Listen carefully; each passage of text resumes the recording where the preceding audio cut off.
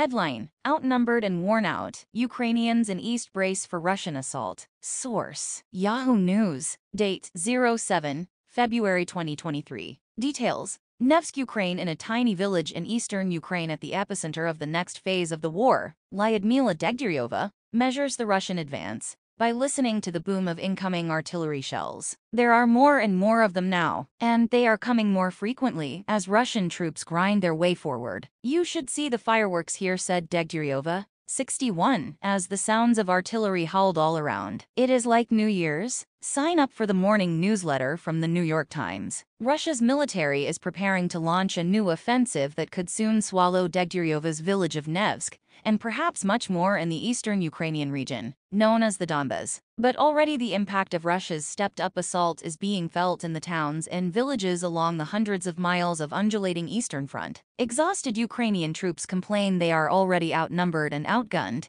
even before Russia has committed the bulk of its roughly 200,000 newly mobilized soldiers. And doctors at hospitals speak of mounting losses as they struggle to care for fighters with gruesome injuries. The civilians standing in the way of Russia's planned advance once again face the agonizing decision of whether to leave or to stay and wait out the coming calamity. This area in the northern Donbas was among the last to be liberated in a Ukrainian blitz offensive last fall that raised hopes among local residents that their months of trauma were over. But the war has come back. 2 weeks ago, a Russian shell landed in Degtярyova's yard, and as she contemplated her future over the weekend, the remains of her barn still smoldered. She has rabbits, ducks, and 3 pregnant cows to care for. A chicken, its feathers partly burned off in the recent strike, lay recovering in a bed of hay, its small injured foot in a homemade cast. "If the Russians come back," she lamented, "she'll have to flee. I've started to pack my things, if I'm being honest," she said. "The soldiers will cover my back and I will leave. I'll let my cows out and I'll go. I don't want to go back there." When and where the new offensive will begin in earnest is still unclear,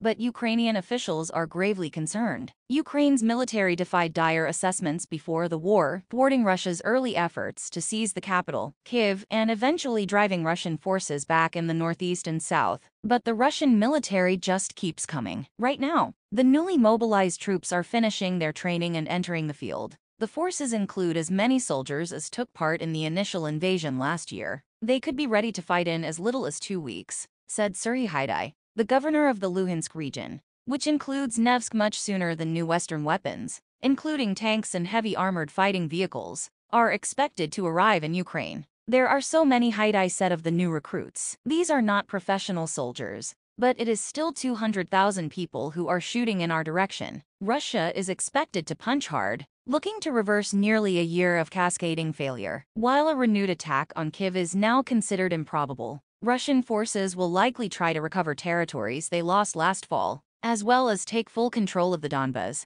a key objective of Russian President Vladimir Putin. Military analysts say that one likely scenario would be for Russian forces to swing down from the north and up from the south in an arc, creating a large claw that would cut off Ukrainian supply lines running east and west. That would put villages like NEVSKE in the direct path of Russia's likely advance. For locals, it would be a disaster. Out here at the far edge of Ukraine's offensive, people have not experienced the fruits of liberation the way Ukrainians farther west have. There is still no power or water, and the fighting has never subsided. Fields of black unharvested sunflowers are pocked with snow-filled craters, and the area is littered with burned-out tanks and unexploded ordnance in mines that frequently kill livestock. Passing through the region, one occasionally comes across their frozen bodies or bones. In Makiivka, just north of NEVSKE, 5 of Ruslan Vasilchenko's cows have been killed, and those that remain were huddled on a recent day in a tiny barn that had been spackled with shrapnel. There was a burned tank in his garden, and 2 destroyed cars in his courtyard. He said he expected things would get much worse soon. "Over the last few days, the soldiers have come by to tell us not to leave our homes," he said. The first stages of the Russian offensive have already begun. Ukrainian troops say that Bakhmut, an eastern Ukrainian city that Russian forces have been trying to seize since the summer, is likely to fall soon. Elsewhere, Russian forces are advancing in small groups and probing the front lines looking for Ukrainian weaknesses. The efforts are already straining Ukraine's military, which is worn out by nearly 12 months of heavy fighting. Troops say they have tanks and artillery pieces,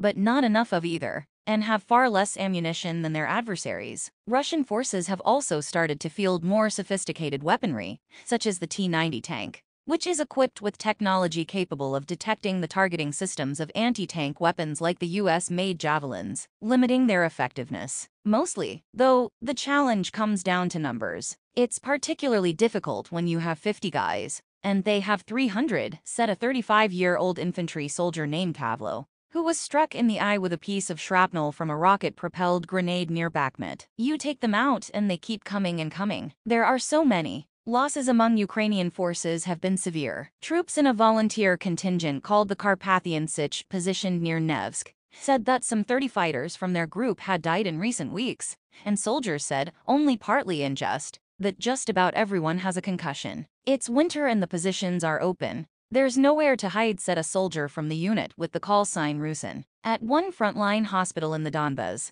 the morgue was packed with the bodies of Ukrainian soldiers in white plastic bags. In another hospital, stretchers with wounded troops covered in gold foil thermal blankets crowded the corridors, and a steady stream of ambulances arrived from the front nearly all day long. A military surgeon at that hospital, Myroslav Dubenko, 36, scrolled through photographs of soldiers with ghastly injuries. A lower jaw blasted off, half of a face missing. One soldier was rushed in with his throat sliced open from ear to ear. Dubenko was able to quickly repair the damage, and the soldier survived. In civilian life, you know that no matter how horrible your shift is, it will end sooner or later, Dubenko said. Here, you never know when it will end. It's not just the influx of soldiers that is consuming doctors. Civilians, too, are frequent victims of Russian attacks. For Andriy Drobnitsky, a 27-year-old military doctor, this is part of a deliberate strategy of overwhelming Ukraine's military hospitals. Last week, a retired prison guard was rushed into the military hospital where Drobnitsky is deployed,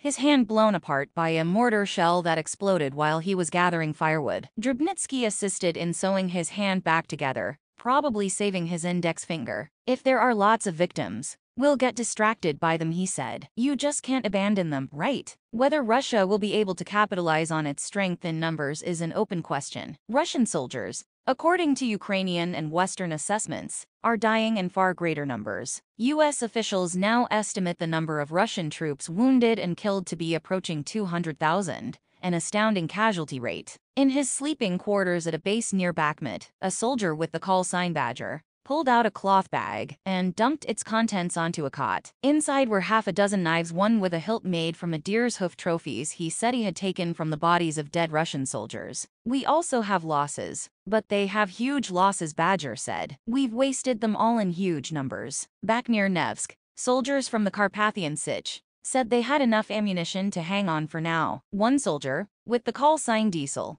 showed videos on his phone of the bodies of Russian troops he had killed when they came too close. As they have since the beginning of the war, the Russians continue to make stupid mistakes, he said. From one dead officer, Diesel said, he took a tablet computer without an access code that had the coordinates of all of their mines and snipers. In a video he recorded from the front, Diesel approaches a body lying in the snow, his rifle muzzle trained on the Russian's head. Hello, he whispers after determining the man was dead. Did you sleep well? Thanks for watching. Please like, comment, and share. Don't forget subscribe and click the bell button to get update news reminder.